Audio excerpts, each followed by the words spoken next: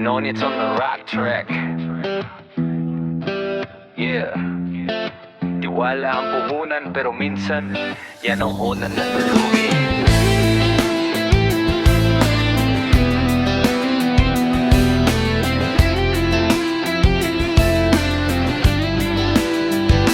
Lumapit ka sa'kin, halos wala ka nang malapitan. Sabi mo saglit lang, konting tulungan, walang kasulatan, tiwala lang sapat.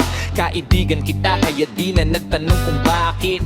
Walang interes, walang patong, hindi ko binilang bawat sentimong naipon. Kasi akala ko pareho ang bigat ng salitang bro at babayaran kita agad. Pero buwan naging taon, nag-iba ang ihip. Pag ako ang kaharap mo, parang may galit. Pag singilan na, ako pa masama. Parang kasalanan ko pang gusto ko lang mabawi ang tama.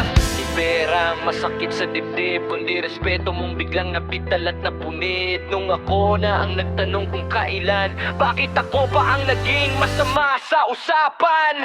Walang karapatang umutang kung ang bayad mo'y pag-iwas at dahilan.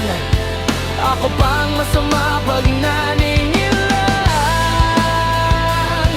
Parang ako pang may kasalanan. Walang karapatang umutang kung sisirain mo ang samahan. Ang pera babalik pa minsan, pero ang tiwala pag napasok, wala na yan. Yeah.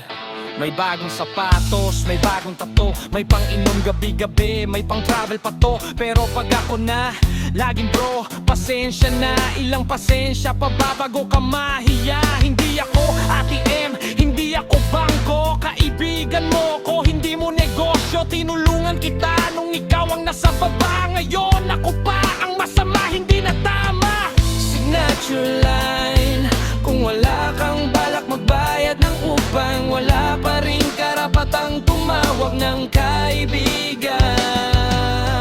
Mas mabigat ang sirang tiwala kaysa sa perang nawala. Kasi ang pera kikitain pa, pero ang respeto minsan lang ibinibigay yan. Walang karapatang umutang kung hindi marunong manindigan. Hindi lang pera ninasayang, kundi taon ng pagkakaibigan.